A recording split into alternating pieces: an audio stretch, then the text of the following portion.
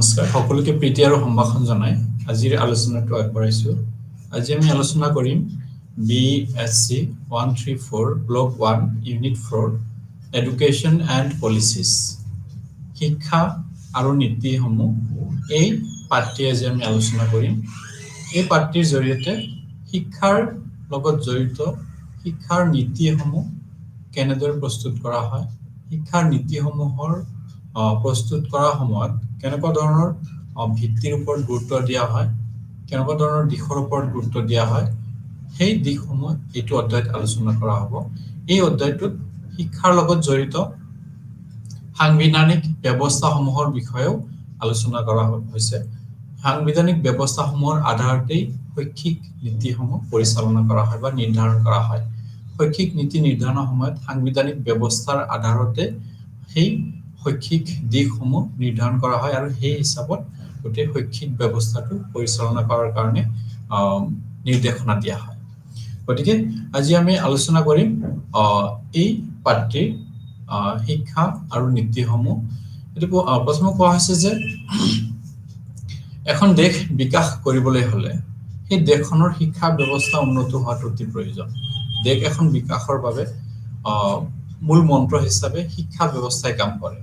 এখন দেশৰ শিক্ষা ব্যৱস্থা যিমান উন্নত, সেই দেশখনৰ আৰ্থ সামাজিক দিশটো সিমানেই উন্নত হৈ উঠে। কাৰণ শিক্ষাৰ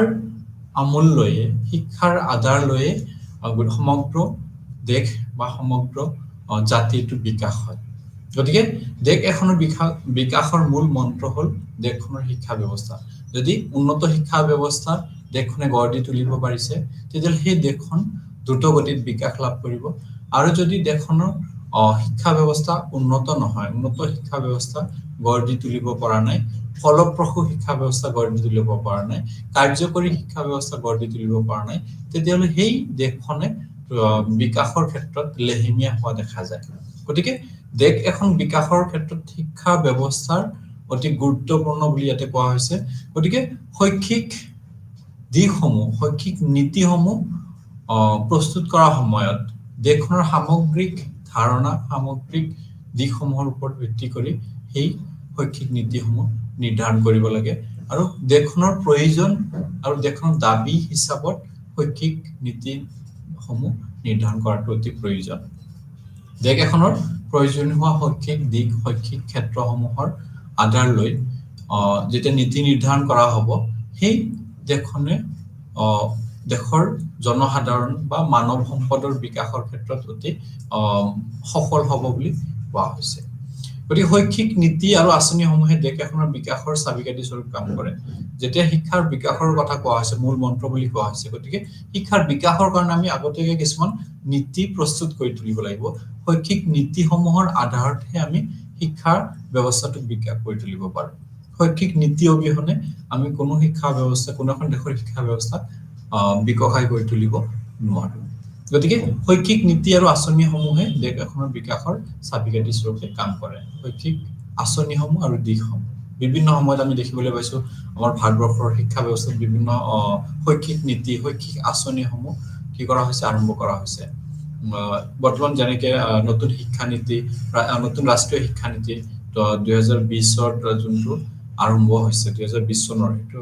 ইতিমধ্যে গোটেই ভাৰতবৰ্ষত সেই শিক্ষানীতিৰ ব্যৱস্থাখিনি বা পৰামৰ্শসমূহ কাৰ্যকৰী হৈ উঠিছে। গতিকে সেই নীতিসমূহত, শৈক্ষিক নীতি বা শৈক্ষিক আঁচনিসমূহত দেশখনৰ প্ৰয়োজন, দেশখনৰ দাবী, দেশখনৰ আশা, দেশখনৰ আকাংক্ষাৰ প্ৰতিফলন ঘটা সেই নীতিসমূহৰ আধাৰত। গতিকে সেই নীতিসমূহ বিষয়ে জনাটো অতি প্ৰয়োজন আৰু শিক্ষাৰ লগত সেই শৈক্ষিক নীতিসমূহৰ জনাটো অতি গুৰুত্বপূৰ্ণ। শৈক্ষিক নীতি আৰু আঁচনিসমূহ দেশৰ সাংবিধানিক ব্যৱস্থা হিচাপে উল্লেখ কৰা হৈছে, সাংবিধানিক ব্যৱস্থাৰ আধাৰ হিচাপে উল্লেখ কৰা হৈছে। দেশ এখনৰ সংবিধান থাকে, সংবিধানৰ যিখিনি ব্যৱস্থাৰ কথা উল্লেখ থাকে, সেই সাংবিধানিক ব্যৱস্থাখিনিৰ আধাৰত শৈক্ষিক নীতিসমূহ প্ৰস্তুত কৰা হয়। বিভিন্ন শৈক্ষিক নীতিসমূহ প্ৰত্যেক দেশৰ একোখন সংবিধান থাকে। সংবিধানত শিক্ষাৰ লগত অন্য ক্ষেত্ৰৰ বিষয়ে কিছুমান ব্যৱস্থা গ্ৰহণ কৰে সংবিধান প্ৰণেতাসকলে। গতিকে সেই সংবিধানৰ উল্লেখ থকা শৈক্ষিক ব্যৱস্থাসমূহ বা শৈক্ষিক দিশসমূহৰ আধাৰ হিচাপে লৈ শৈক্ষিক নীতিসমূহ প্ৰস্তুত কৰা হয় সংবিধানত যিখিনি শৈক্ষিক ব্যৱস্থাৰ কথা কোৱা হৈছে সেই শৈক্ষিক ব্যৱস্থাসমূহৰ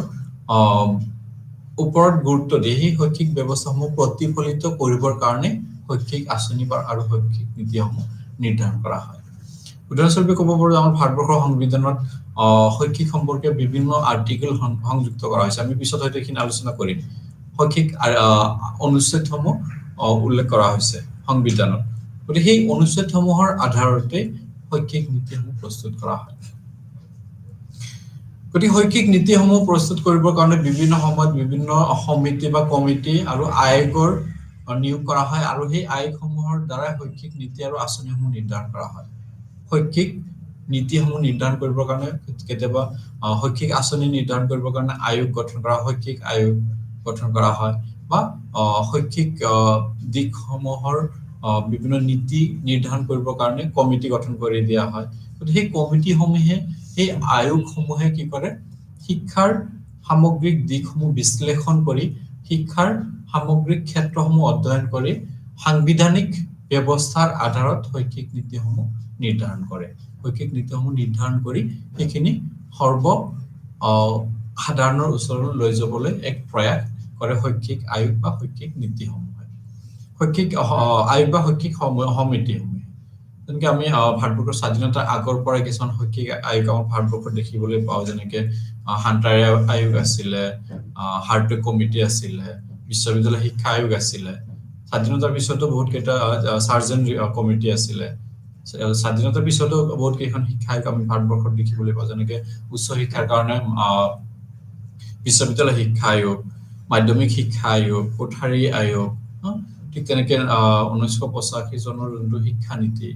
1986 চনৰ শিক্ষা নীতি গতিকে সেই শিক্ষা নীতিসমূহ সেই আয়োগসমূহক নিয়োগ কৰাৰ মূল উদ্দেশ্য হ'ল কি যে শিক্ষাৰ ক্ষেত্ৰখনক ভালদৰে বিশ্লেষণ কৰা চালি জাৰি চাই শিক্ষা সম্পৰ্কে পৰামৰ্শ আগবঢ়োৱা আৰু শৈক্ষিক নীতি আৰু আঁচনিসমূহ গ্ৰহণ কৰা গতিকে সেইখিনি কোনে কৰিব শৈক্ষিক আয়োগ বা শৈক্ষিক সমিতিসমূহে এইখিনি নিৰ্ধাৰণ কৰে শৈক্ষিক নীতি আৰু আঁচনিসমূহে সমসাময়িক শিক্ষাৰ প্ৰয়োজন আৰু দাবীসমূহ প্ৰতিফলিত কৰে প্ৰত্যেকটো শিক্ষা আয়োগ প্ৰত্যেকটো শিক্ষা কমিটি বা সমিতিয়ে কি কৰে সেই সময়ত শিক্ষাৰ ক্ষেত্ৰখনত প্ৰয়োজন হোৱা বিভিন্ন দাবীসমূহ বিভিন্ন দিশসমূহৰ প্ৰতিফলন ঘটায় বিভিন্ন দিশসমূহ শিক্ষাৰ লগত জড়িত বিভিন্ন দিশসমূহ যিখিনি সেই সময়ত প্ৰয়োজন হয় সেইখিনিকে এই শৈক্ষিক নীতি বা শৈক্ষিক আয়োগসমূহৰ দ্বাৰা সেই শৈক্ষিক আঁচনিত কি কৰা হয় প্ৰতিফলিত কৰা হয় সাংবিধানিক ব্যৱস্থাসমূহ আৰু শিক্ষা আমাৰ ভাৰতবৰ্ষৰ সংবিধানত কি ব্যৱস্থা আছে শিক্ষা সম্পৰ্কে শিক্ষাৰ লগত জড়িত সাংবিধানিক ব্যৱস্থাসমূহ ইয়াতে আলোচনা কৰা হৈছে সাংবিধানিক ব্যৱস্থাসমূহ আৰু শিক্ষাৰ লগত জড়িত সাংবিধানিক ব্যৱস্থাসমূহ সাংবিধানিক দিশসমূহ যিখিনি কি কৰিছে শিক্ষাক প্ৰতিনিধিত্ব কৰিছে শিক্ষাৰ দিশসমূহক প্ৰতিফলিত কৰিছে সেইখিনি এতিয়া আলোচনা কৰিবলৈ ওলাইছো প্ৰথম কোৱা হৈছে দেশ এখনৰ সংবিধানে ৰাষ্ট্ৰৰ প্ৰশাসনিক আৰু বিকাশৰ নিৰ্দেশনা প্ৰদান কৰে দেশ এখনৰ সংবিধানে কি কৰে সেই ৰাষ্ট্ৰৰ বা সেই দেশৰ প্ৰশাসনিক আৰু বিকাশৰ নিৰ্দেশনা প্ৰদান কৰে সংবিধানে প্ৰশাসনিক ৰাষ্ট্ৰ ব্যৱস্থাৰ গোটেই প্ৰশাসন ব্যৱস্থাটো কেনেকুৱা হ'ব সেইখিনি নিৰ্দেশনা কৰা আৰু বিকাশৰ নিৰ্দেশনা সংবিধানখনে দিয়ে গতিকে বিকাশ হ'বৰ কাৰণে দেশ এখন পৰিচালনা কৰিবৰ কাৰণে দেশ এখন সুস্থ বিকাশৰ কাৰণে সংবিধানৰ উল্লেখিত দিশসমূহ অনুসৰণ কৰাটো অতি প্ৰয়োজন তাৰপিছত সংবিধানৰ এক গুৰুত্বপূৰ্ণ দিশ হ'ল শিক্ষা য'ত শিক্ষাৰ বিভিন্ন স্তৰৰ বিকাশৰ বাবে ব্যৱস্থা গ্ৰহণ কৰা দেখা যায় সংবিধানৰ এক গুৰুত্বপূৰ্ণ দিশ হ'ল শিক্ষা সংবিধানত বিভিন্ন গোটেই দিশসমূহ সন্নিৱিষ্ট কৰা হৈছে সমাজ জীৱনৰ পৰা আৰম্ভ কৰি অৰ্থনৈতিক গোটেই দিশখিনি সংবিধান উল্লেখ আছে একেটা দিশ উল্লেখ আছে তাৰে এটা গুৰুত্বপূৰ্ণ দিশ হৈছে কি শিক্ষা সম্পৰ্কে সংবিধানত গুৰুত্ব দিয়া হৈছে শিক্ষা সম্পৰ্কে বিভিন্ন দিশ ভাৰতবৰ্ষৰ সংবিধানত সন্নিৱিষ্ট কৰা হৈছে আৰু শিক্ষাৰ বিভিন্ন স্তৰৰ বিকাশৰ বাবে ব্যৱস্থা গ্ৰহণ কৰা দেখা যায় শিক্ষাৰ বিভিন্ন স্তৰৰ কাৰণে বিভিন্ন ধৰণৰ ব্যৱস্থা গ্ৰহণৰ কথা আমাৰ ভাৰতবৰ্ষৰ সংবিধানত উল্লেখ আছে যেনেকৈ অনুচ্ছেদ 45 আৰ্টিকেল 45ত প্ৰাথমিক শিক্ষাৰ বিনামূলীয়া আৰু বাধ্যতামূলক কৰাৰ কাৰণে পৰামৰ্শ দিয়া হৈছে বা নিৰ্দেশনা দিয়া হৈছে ঠিক তেনেকৈ প্ৰত্যেক শিক্ষাৰ ব্যৱস্থাৰ কাৰণে একোটা বিশেষ প্ৰত্যেক শিক্ষাৰ প্ৰত্যেক স্তৰৰ কাৰণে একোটা বিশেষ ব্যৱস্থা গ্ৰহণ কৰিছে আমাৰ ভাৰতবৰ্ষৰ সংবিধান গতিকে সেই ব্যৱস্থা অনুসৰি আমাৰ শিক্ষা ব্যৱস্থাটো পৰিচালিত হয় সাংবিধানিক ব্যৱস্থাসমূহৰ দ্বাৰা শিক্ষাক এক সুবিধাজনক স্থানত অৱতীৰ্ণ কৰাইছে সাংবিধানিক যিখিনি ব্যৱস্থা আছে সেই ব্যৱস্থাসমূহৰ দ্বাৰা শিক্ষাক এক সুবিধাজনক স্থানত অৱতীৰ্ণ কৰাবলৈ সক্ষম হৈছে ভাৰতবৰ্ষৰ সংবিধানত যেনেকৈ উল্লেখ আছে free and compulsory primary education for equality সমতাৰ বাবে শিক্ষা বিনামূলীয়া বাধ্যতামূলক শিক্ষা সমাজৰ দুৰ্বল শ্ৰেণীসকলৰ বাবে শিক্ষা সেইখিনি আমাৰ ভাৰতবৰ্ষৰ সংবিধানত উল্লেখ আছে গতিকে সেই সাংবিধানিক দিশসমূহ ব্যৱস্থাসমূহ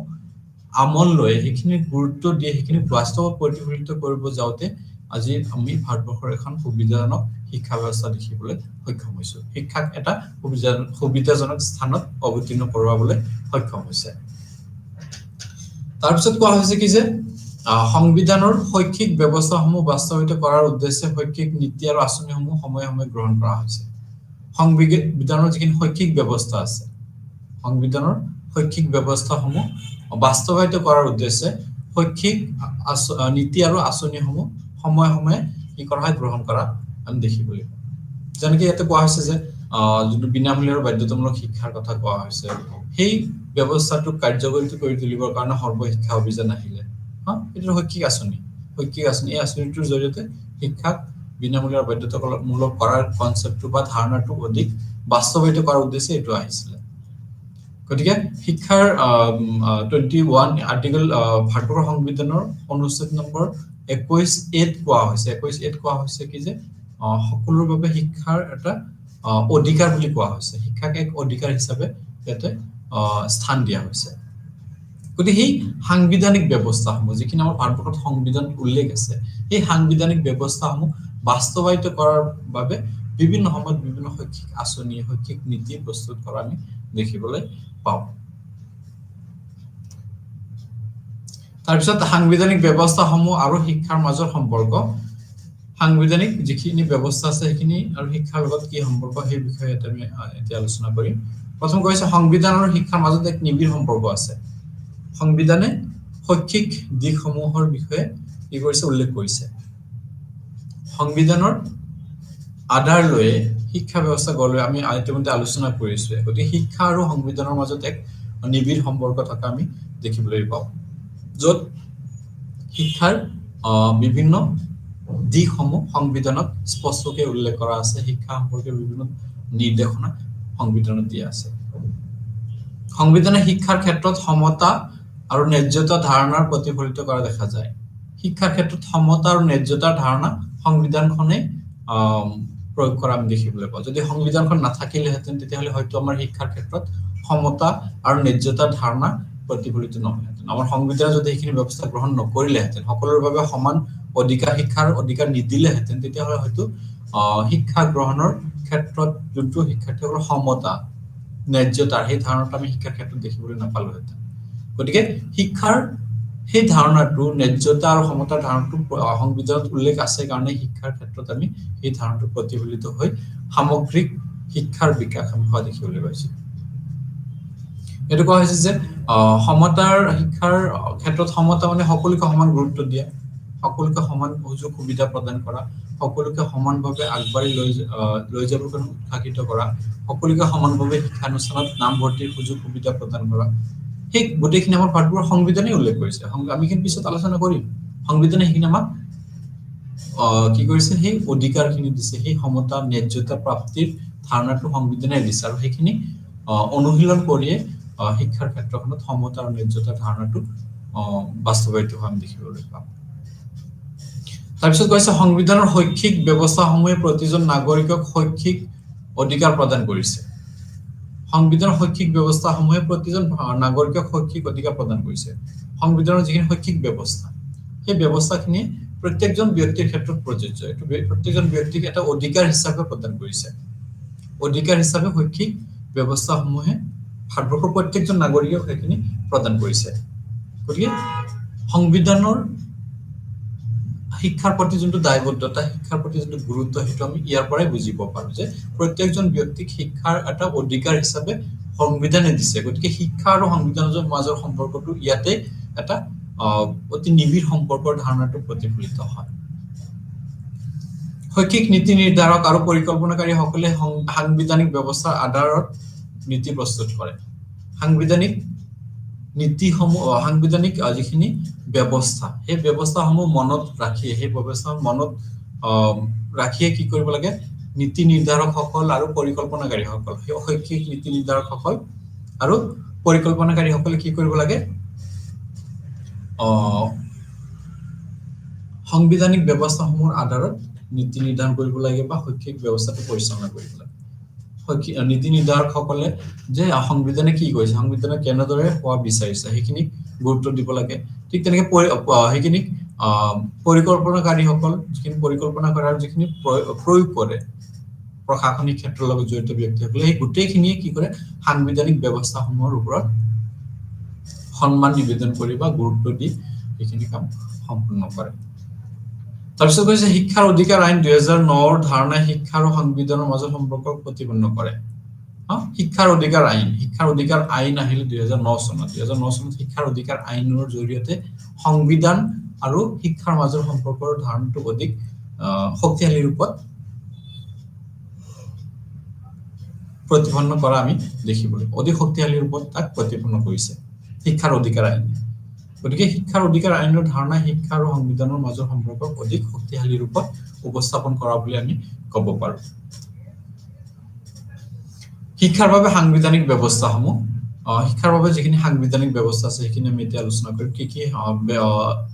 ব্যৱস্থা শিক্ষা সংবিধানখনত শিক্ষা সম্পৰ্কে উল্লেখ কৰা হৈছে প্ৰথম হৈছে শিক্ষাক এক পৰিৱৰ্তনকামী দিক বুলি ডক্টৰ আম্বেদকাৰৰ সামাজিক সমতাৰ ধাৰণাত প্ৰকাশ পাইছে শিক্ষাক এক পৰিৱৰ্তনকামী দিক বুলি কোৱা হৈছে শিক্ষাৰ জৰিয়তে আমি এখন সমাজ এখন পৰিয়াল এখন ৰাষ্ট্ৰ এখন দেশক আমি কি কৰিব পাৰো পৰিৱৰ্তন কৰিব পাৰো যদি কোনো এখন দেশ কোনো এখন সমাজ কোনো এখন পৰিয়ালক আমি পৰিৱৰ্তন কৰিব খুজো তাৰে প্ৰধান কাৰণটো হৈছে কি শিক্ষাৰ জৰিয়তে সকলো সম্ভৱ শিক্ষাৰ জৰিয়তে আমি সমাজখন দেশখন ঘৰখনক কি কৰিব সম্প্ৰদায়খনক আমি পৰিৱৰ্তন কৰিব পাৰো গতিকে আম্বেদকাৰৰ সামাজিক সমতাৰ ধাৰণাত সেই কথাটো প্ৰকাশ পাইছে যে শিক্ষাক এক পৰিৱৰ্তনকামী দিক বুলি আমি ক'ব পাৰো বা পৰিৱৰ্তনকামী দিক হিচাপে আম্বেদকাৰে উল্লেখ কৰিছিল য'ত সামাজিক বিকাশ আৰু মুক্তিৰ আধাৰ হিচাপে শিক্ষাক গণ্য কৰা হৈছে সামাজিক বিকাশ আৰু সামাজিক মুক্তিৰ আধাৰ হিচাপে শিক্ষাক বাছি লোৱা হৈছে শিক্ষাৰ জৰিয়তে আমি সামাজিক বিকাশ কৰিব পাৰো শিক্ষাৰ জৰিয়তে আমি সামাজিক মুক্তি লাভ কৰিব পাৰো সমাজৰ সমস্যাসমূহ সমাজৰ বিভিন্ন দিশসমূহ সেই দিশসমূহক অধ্যয়ন কৰি সেই দিশসমূহৰ পৰা সমাজখনক মুক্ত কৰাৰ ধাৰণাটো শিক্ষাৰ জৰিয়তে সম্ভৱ হয় তাৰপিছত সামাজিক ব্যাধি বৈষম্য প্ৰতিবন্ধকতাসমূহ আঁতৰ কৰিবলৈ শিক্ষাৰ বিকল্প নাই আমাৰ সমাজত যিখিনি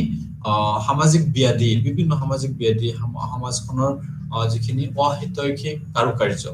যিখিনি আমাৰ সমাজখনত চলি থাকে সেই সামাজিক ব্যাধিসমূহ বা বৈষম্য মনোভাৱ মানুহৰ মাজত থকা বৈষম্য মনোভাৱ সামাজিক প্ৰতিবন্ধকতাসমূহ সামাজিক বিভিন্ন বাধাসমূহ সমাজখনক বিকাশত বাধা প্ৰদান কৰে সেই গোটেইখিনিক আঁতৰ কৰিবলৈ সেইখিনি দূৰ কৰিবৰ কাৰণে শিক্ষাৰ বিকল্প নাই শিক্ষাৰ জৰিয়তে আমি সামাজিক ব্যাধিসমূহ দূৰ কৰিব পাৰো শিক্ষাৰ জৰিয়তে আমি মানুহৰ মনৰ পৰা বৈষম্য সামাজিক বৈষম্যমূলক মনোভাৱ দূৰ কৰিব পাৰো শিক্ষাৰ জৰিয়তে আমি সমাজৰ বিভিন্ন প্ৰতিবন্ধকতাসমূহ দূৰ কৰিব পাৰো সামাজিক ব্যাধি যেনেকৈ আমি ক'ব পাৰো যে ডাইনী হত্যাটো এইটো আমাৰ সামাজিক ব্যাধি সমাজত প্ৰচলিত এটা ব্যাধি আমাৰ সমাজ ব্যৱস্থাৰ এইটো এটা সমস্যা ব্যাধি সামাজিক ব্যাধি এই সামাজিক ব্যাধিটো আমি দূৰ কৰিবৰ কাৰণে শিক্ষাৰ প্ৰত্যেকজন মানুহৰ আধুনিক শিক্ষাৰে শিক্ষিত হৈ উঠিলেহে মানুহৰ মনৰ পৰা সেই ধাৰণাটো নাইকিয়া হৈ যাব আৰু ডাইনী হত্যাটো বন্ধ হ'ব বৈষম্যমূলক মনোভাৱ বিভিন্ন শ্ৰেণী বিভিন্ন গোষ্ঠী বিভিন্ন জাতি উপজাতিৰ প্ৰতি থকা বৈষম্যমূলক মনোভাৱ দূৰ কৰিবৰ কাৰণে মানুহ শিক্ষিত হৈ উঠিব লাগিব আধুনিক শিক্ষাৰে শিক্ষিত ব্যক্তিৰ মনত সেই বৈষম্যমূলক মনোভাৱটো সাধাৰণতে গঢ় লৈ উঠা আমি দেখিবলৈ নাপাওঁ বৈষম্যমূলক মনোভাৱ সিহঁতে শিক্ষাৰ জৰিয়তে এইখিনি নাইকিয়া কৰিব পাৰে বা সমাজখনৰ যিখিনি প্ৰতিবন্ধকতা বিভিন্ন সমাজ এখনৰ বিভিন্ন প্ৰতিবন্ধকতা আমি দেখিবলৈ পাওঁ সমস্যা দেখিবলৈ পাওঁ সেই সমস্যাসমূহ দূৰ কৰিবৰ কাৰণে শিক্ষা উত্তম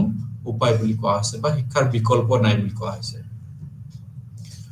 ভাৰতবৰ্ষৰ সংবিধানে সামাজিক বৈষম্য আৰু শৈক্ষিক বাধাসমূহ দূৰ কৰিবলৈ কিছুমান ব্যৱস্থা গ্ৰহণ কৰিছে যিবোৰ তলত আলোচনা কৰা হ'ল আমাৰ ভাৰতবৰ্ষৰ সংবিধানে সামাজিক বৈষম্য আৰু শৈক্ষিক বাধাসমূহ দূৰ কৰিবলৈ কিছুমান ব্যৱস্থা গ্ৰহণ কৰিছে। সেই শৈক্ষিক ব্যৱস্থা বা সেই দিশসমূহ হ'ল প্ৰথমে কোৱা হৈছে মৌলিক অধিকাৰ আৰু শিক্ষা। মৌলিক অধিকাৰ আৰু শিক্ষা সম্পৰ্কে আমাৰ ভাৰতবৰ্ষৰ সংবিধানত কি ব্যৱস্থাৰ কথা উল্লেখ কৰা হৈছে সেইখিনি ইয়াতে কোৱা হৈছে মৌলিক অধিকাৰ আৰু শিক্ষাৰ অধীনত। প্ৰথমে কোৱা হৈছে যে অনুচ্ছেদ 14 নম্বৰ অনুচ্ছেদত কোৱা হৈছে যে আইনৰ চকুত সকলো সমান। চৰকাৰে সকলো ব্যক্তিক সমান আইনৰ সুৰক্ষা দিব লাগিব আৰু চৰকাৰে কোনো ব্যক্তিৰ ক্ষেত্ৰত বৈষম্যমূলক মনোভাৱ দেখুৱাব নোৱাৰিব। আইনৰ চকুত সকলো সমান, ধনী দুখীয়া, শিক্ষিত অশিক্ষিত, পুৰুষ মহিলা সকলো আইনৰ চকুত সমান। আইনে সকলোকে সমানভাৱে বিবেচনা কৰে, সমানভাৱে বিবেচনা কৰিব। চৰকাৰে কোনো সকলো ব্যক্তিক কি কৰিব লাগিব? আইনৰ সুৰক্ষা সমানভাৱে দিব লাগিব। সকলো ব্যক্তিক আইনৰ সুৰক্ষা ধৰ্ম জাতি বৰ্ণ নিৰ্বিশেষে সকলোকে সমানভাৱে সুৰক্ষা প্ৰদান কৰাটো চৰকাৰৰ দায়িত্ব। চৰকাৰে দিব লাগিব, আইনৰ সুৰক্ষা দিব লাগিব। আৰু চৰকাৰ কোনো ব্যক্তিৰ ক্ষেত্ৰত বৈষম্যমূলক মনোভাৱ দেখুৱাব নোৱাৰিব। যিকোনো ব্যক্তি, ভাষাৰ ক্ষেত্ৰতে হ'ব পাৰে, বেলেগ ভাষা, বেলেগ ধৰ্ম, বেলেগ বৰ্ণ, বেলেগ গোষ্ঠী, বেলেগ সম্প্ৰদায়, সেই বেচিছত সেইটোৰ ওপৰত ভিত্তি কৰি কোনো এজন ব্যক্তিৰ প্ৰতি বৈষম্যমূলক মনোভাৱ চৰকাৰে দেখুৱাব নোৱাৰিব। চৰকাৰে সকলোকে সমানভাৱে গণ্য কৰিব। গতিকে যিহেতু সকলোৰ প্ৰতি সমান ভাৱ দেখুৱাব কোৱা হৈছে, গতিকে শিক্ষাৰ ক্ষেত্ৰতো চৰকাৰে কোনো ধৰণৰ বৈষম্যমূলক মনোভাৱ দেখুৱাব নোৱাৰিব। সকলো ব্যক্তিকে সমানভাৱে শৈক্ষিক ক্ষেত্ৰখনত আগবঢ়াই লৈ যাবৰ কাৰণে গুৰুত্ব দিব লাগিব। বিভিন্ন ধৰ্ম, বিভিন্ন বৰ্ণ, বিভিন্ন ভাষা, বিভিন্ন সম্প্ৰদায়, বিভিন্ন জাতি, বিভিন্ন উপজাতিৰ ভিত্তিত কোনো ধৰণৰ বৈষম্যমূলক আচৰণ প্ৰদৰ্শন কৰিব নোৱাৰিব। সকলোকে সমানভাৱে গুৰুত্ব দিব লাগিব। গতিকে শিক্ষাৰ ক্ষেত্ৰতো সেইটো প্ৰযোজ্য, সকলোকে সমানভাৱে গুৰুত্ব দিয়াৰ কথা কোৱা হৈছে। কোনো এটা জাতিৰ প্ৰতি বৈষম্যমূলক মনোভাৱ চৰকাৰে দেখুৱাব নোৱাৰিব। অনুচ্ছেদ 15ত কোৱা হৈছে যে এই অনুচ্ছেদে জাতি, ধৰ্ম, লিংগ, বৰ্ণ, জন্মস্থান আদিৰ ভিত্তিত কোনো ভেদাভেদ নকৰাৰ কথা উল্লেখ আছে। কোৱা হৈছে যে জাতি, ধৰ্ম, লিংগ, বৰ্ণ, জন্মস্থান আদিৰ ভিত্তিত কোনো ভেদাভেদ নকৰাৰ কথা কোৱা হৈছে। যে চৰকাৰে বা দেশখনৰ নাগৰিকে কোনো এজন ব্যক্তিৰ প্ৰতি তেওঁ বেলেগ জাতিৰ, তেওঁ বেলেগ ধৰ্মৰ, তেওঁ বেলেগ লিংগ, তেওঁ বেলেগ বৰ্ণ, তেওঁৰ জন্মস্থান বেলেগত, সেইবিলাকৰ ভিত্তিত কোনো ধৰণৰ ভেদাভেদ আনিব নোৱাৰিব। দেশৰ যিকোনো প্ৰান্তত জন্মগ্ৰহণ কৰা ব্যক্তিৰ সমান অধিকাৰ আছে, সমান গুৰুত্ব দিব লাগিব। দেশত জন্মগ্ৰহণ কৰা যিকোনো বৰ্ণৰ ব্যক্তিৰ সমান অধিকাৰ আছে, সমান গুৰুত্ব দিব লাগিব। দেশৰ যিকোনো বৰ্ণৰ লোকৰ সমান অধিকাৰ আছে, সমানভাৱে গুৰুত্ব দিব লাগিব। যিকোনো লিংগৰ হওক, পুৰুষে হওক, মহিলাই হওক বা তৃতীয় লিংগৰে হওক, যিকোনো ব্যক্তিক সমানভাৱে গুৰুত্ব দিব লাগিব। যিকোনো ধৰ্মৰ প্ৰত্যেকজনকে সমানভাৱে গুৰুত্ব দিয়াৰ কথা উল্লেখ আছে ক'ত? ভাৰতবৰ্ষৰ সংবিধানৰ 15 নম্বৰ অনুচ্ছেদত। এইটো কোৱা হৈছে যে কোনো এজন ব্যক্তিৰ প্ৰতি ধৰ্ম, জাতি, লিংগ, বৰ্ণ নিৰ্বিশেষে কি কৰিব নোৱাৰিব?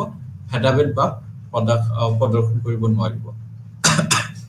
গতিকে সেই ধাৰণাটো শিক্ষাৰ ক্ষেত্ৰতো প্ৰযোজ্য। শিক্ষাৰ ক্ষেত্ৰতো সেই ওপৰত উল্লেখ কৰা দিশসমূহৰ কোনো এটাৰ ভিত্তিত কি কৰিব নোৱাৰিব? ভেদাভেদ দেখুৱাব নোৱাৰিব। এটা শিক্ষানুষ্ঠানত বিশেষ এটা ধৰ্মৰ মানুহ, বিশেষ এটা বৰ্ণৰ মানুহ, বিশেষ এটা জাতিৰ মানুহ যদি অকলশৰে থাকে, তথাপিও তাক কি কৰিব নোৱাৰে? চৰকাৰে বা সেই শিক্ষানুষ্ঠানে কোনো ধৰণৰ ভেদাভেদ আনিব নোৱাৰিব। তেওঁকো বেলেগকে সকলোৰ নিচিনা সমানভাৱে গুৰুত্ব দিব লাগিব, সকলোকে সমানভাৱে চাব লাগিব।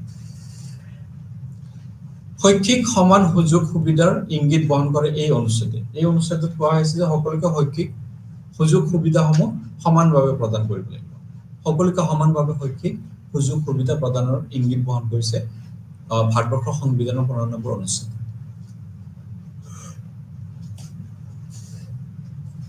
গতিকে এইটো অনুচ্ছেদত শৈক্ষিক সুযোগ সুবিধাসমূহ সমানভাৱে বিতৰণ বা সুযোগ সুবিধা সমানভাৱে প্ৰদান কৰাৰ কথা আমাৰ ভাৰতবৰ্ষৰ সংবিধানৰ এই 15 নম্বৰ অনুচ্ছেদতে কোৱা হৈছে। তাৰপিছত কোৱা হৈছে যে অনুচ্ছেদ 15(4) অনুচ্ছেদ 15(4)ত কোৱা হৈছে সমাজৰ পিছপৰা শ্ৰেণীৰ বিকাশৰ বাবে চৰকাৰে বিশেষ ব্যৱস্থা লোৱাৰ কথা কোৱা হৈছে। সমাজৰ যিখিনি পিছপৰা শ্ৰেণী বুলি ক'লে বিভিন্ন যেনেকৈ অনুষ্ঠিত জাতি, অনুষ্ঠিত জনজাতি, অন্যান্য পিছপৰা শ্ৰেণীৰ লোকসকল, সেই পিছপৰা শ্ৰেণীৰ লোকসকলৰ বিকাশৰ বাবে চৰকাৰে বিশেষ ব্যৱস্থা গ্ৰহণ কৰিব। সিহঁতৰ সামাজিক, সিহঁতৰ অৰ্থনৈতিক, সিহঁতৰ শৈক্ষিক, সাংস্কৃতিক সকলো ক্ষেত্ৰৰ বিকাশৰ বাবে চৰকাৰে বিশেষ ব্যৱস্থা গ্ৰহণ কৰিব আৰু সেই ব্যৱস্থাৰ জৰিয়তে সকলো শ্ৰেণীৰ লোকক সমানভাৱে সুযোগ সুবিধাসমূহ প্ৰদানৰ ক্ষেত্ৰত গুৰুত্ব দিয়া হ'ব। সকলোকে পিছপৰা শ্ৰেণীখিনিক আগবঢ়াই লৈ যাবৰ কাৰণে শিক্ষাৰ ক্ষেত্ৰতে হওক, অৰ্থনৈতিক ক্ষেত্ৰতে হওক, সাংস্কৃতিক ক্ষেত্ৰতে হওক, সামাজিক ক্ষেত্ৰতে হওক, সকলো ক্ষেত্ৰতে সেই পিছপৰা শ্ৰেণীসকলক আগবঢ়াই লৈ যাবৰ কাৰণে চৰকাৰে বিশেষ ব্যৱস্থা গ্ৰহণ কৰিব। সেই অঞ্চলভেদে বিশেষ ব্যৱস্থা গ্ৰহণ কৰিব। বিশেষ এটা সম্প্ৰদায়ৰ কাৰণে, বিশেষ এটা জনগোষ্ঠীৰ বিশেষ ব্যৱস্থা গ্ৰহণ কৰিব লাগে। সেই ব্যৱস্থাকো বেলেগ অইন এটা জনগোষ্ঠীৰ কাৰণে প্ৰযোজ্য নহ'বও পাৰে। গতিকে সেইটো চৰকাৰে নিৰ্ধাৰণ কৰিব কোনটো জনগোষ্ঠীৰ কেনেকুৱা ধৰণৰ ব্যৱস্থা গ্ৰহণ কৰিব লাগে, কেনেকুৱা ধৰণৰ সহায় কৰিব লাগে, কেনেকুৱা ধৰণৰ পদক্ষেপ গ্ৰহণ কৰিব, সেইটো চৰকাৰে ল'ব। তাৰপিছত কৈছে শিক্ষানুষ্ঠানত বিভিন্ন শ্ৰেণীৰ শিক্ষাৰ্থীৰ বাবে আসন সংৰক্ষণ এই অনুচ্ছেদৰ ফলশ্ৰুতিত হোৱা বুলি ক'ব পাৰো। আমি দেখিবলৈ পাওঁ শিক্ষানুষ্ঠানত যেতিয়া এডমিশ্যনসমূহ চলি থাকে, এডমিশ্যন চলি থকা সময়ত আসন সংৰক্ষণৰ কথা দেখিবলৈ পাওঁ আমি। SC কাৰণে ইমান, ST কাৰণে ইমান, OBC কাৰণে ইমান, জেনেৰেলৰ কাৰণে ৰিজাৰ্ভেশ্যন নাথাকে, EWS ৰ কাৰণে ইমান, ফিজিকেল হেণ্ডিকেপৰ কাৰণে এনেকুৱা, STP, STH, গতিকে তেনেকুৱা ধৰণৰ বিভিন্ন সংৰক্ষণ ব্যৱস্থা আমি শিক্ষাৰ ক্ষেত্ৰত দেখিবলৈ পাওঁ। বিশেষকৈ হায়াৰ এডুকেশ্যনত যিখিনি আমাৰ ৰেগুলাৰ মডৰ শিক্ষানুষ্ঠান, ইউনিভাৰ্চিটি, সেইবিলাকত আমি এইটো দেখিবলৈ পাওঁ, সেই সংৰক্ষণ ব্যৱস্থাটো। গতিকে ভাৰতবৰ্ষৰ শিক্ষানুষ্ঠানসমূহৰ সেই শিক্ষাৰ্থীৰ বাবে যোনটো সংৰক্ষণ ব্যৱস্থা, সেই সংৰক্ষণ ব্যৱস্থাটো ভাৰতবৰ্ষৰ সংবিধানৰ 15 নম্বৰ অনুচ্ছেদৰ 4 ক্লজ 2 বা 4 নম্বৰ দফাৰ ফলশ্ৰুতিত হৈছে বুলি আমি ক'ব পাৰো। 4 নম্বৰ দফাৰ ফলশ্ৰুতিত শিক্ষানুষ্ঠানসমূহেও সংৰক্ষণৰ ব্যৱস্থা কৰিবলৈ বাধ্য হৈছে। তাৰপিছত কোৱা হৈছে অনুচ্ছেদ 16(1) নম্বৰ অনুচ্ছেদত কোৱা হৈছে যে ভাৰতবৰ্ষৰ সংবিধানৰ 16(1) অনুচ্ছেদত কোৱা হৈছে যে চৰকাৰী চাকৰিত নিয়োগৰ ক্ষেত্ৰত সকলো নাগৰিকক সমান সুযোগ সুবিধা প্ৰদানৰ কথা কোৱা হৈছে। চৰকাৰী যিকোনো কৰ্মক্ষেত্ৰ, যিকোনো চৰকাৰী চাকৰিত নিয়োগৰ ক্ষেত্ৰত কি কৰিব? সকলো নাগৰিকক সমান সুযোগ সুবিধা প্ৰদান কৰিব। আৰু এই ধাৰণাটোৱে সকলো শ্ৰেণীৰ শিক্ষাৰ্থীসকলক, সকলো শ্ৰেণীৰ মানুহক শিক্ষিত হোৱাত অনুপ্ৰাণিত কৰিছে, শিক্ষিত হোৱাত উৎসাহিত কৰিছে। যেতিয়া চৰকাৰী চাকৰি লাভৰ ক্ষেত্ৰত সমান সুযোগ সুবিধা সকলোৱে পাব, সকলোকে সমানভাৱে গণ্য কৰা হ'ব, সকলোকে সমানভাৱে গুৰুত্ব দিয়া হ'ব, সকলোকে সমান সুযোগ সুবিধা প্ৰদান কৰা হ'ব, তেতিয়া যিকোনো জাতি, যিকোনো ধৰ্ম, যিকোনো বৰ্ণ, যিকোনো গোষ্ঠীৰ ল'ৰা ছোৱালী সেই চাকৰিটো পোৱাৰ এটা কি থাকে, আকাংক্ষা, এটা অসুবিধা থাকে। গতিকে সেই সুবিধা থকাৰ কাৰণে শিক্ষাৰ ক্ষেত্ৰত সকলো শ্ৰেণীৰ লোকে কি কৰিছে? আগবাঢ়ি আহিছে। সকলো শ্ৰেণীৰ লোকে শিক্ষাৰ ক্ষেত্ৰখনত সৈতে নিজকে আগবঢ়াই লৈ যাবৰ কাৰণে আগবাঢ়ি অহা আমি দেখিবলৈ পাওঁ। গতিকে আমাৰ ভাৰতবৰ্ষৰ সংবিধানৰ 16(1) এই অনুচ্ছেদত চৰকাৰী চাকৰি নিয়োগৰ ক্ষেত্ৰত সকলো নাগৰিকক সমান সুযোগ সুবিধা প্ৰদানৰ কথা কোৱা হৈছে, যিয়ে শিক্ষা ব্যৱস্থাটোকো কি কৰিছে? উৎসাহিত কৰিছে। শিক্ষা ব্যৱস্থাটোকো আগবঢ়াই লৈ যাবৰ কাৰণে এক গুৰুত্বপূৰ্ণ পদক্ষেপ হিচাপে আমি গ্ৰহণ কৰিছে বুলি আমি ক'ব পাৰো। তাৰপিছত অনুচ্ছেদ 16(4) এই অনুচ্ছেদত কোৱা হৈছে চৰকাৰে যিকোনো পিছপৰা শ্ৰেণীৰ নাগৰিকৰ বাবে সংৰক্ষণ ব্যৱস্থা কৰিব। যিকোনো পিছপৰা শ্ৰেণী, যিখিনি সমাজৰ পিছপৰা শ্ৰেণী, সেই পিছপৰা শ্ৰেণীৰ লোকসকলৰ সংৰক্ষণৰ ব্যৱস্থা, শৈক্ষিক সংৰক্ষণে হওক, চাকৰিৰ ক্ষেত্ৰতে সংৰক্ষণে হওক বা অন্য ক্ষেত্ৰত সংৰক্ষণৰ ব্যৱস্থা কৰিব চৰকাৰে। বিভিন্ন দেশ, বিভিন্ন ৰাজ্য বা বিভিন্ন ষ্টেটে কি কৰিব? সেই ষ্টেটৰ থকা মানুহখিনি বা নাগৰিকসকলৰ যিখিনি পিছপৰা শ্ৰেণী, বিভিন্ন পিছপৰা জনগোষ্ঠী, পিছপৰা সম্প্ৰদায়ৰ পৰা আহিছে সেই মানুহখিনিক কাৰণে সংৰক্ষণৰ ব্যৱস্থা কৰিব সেই মানুহখিনিকো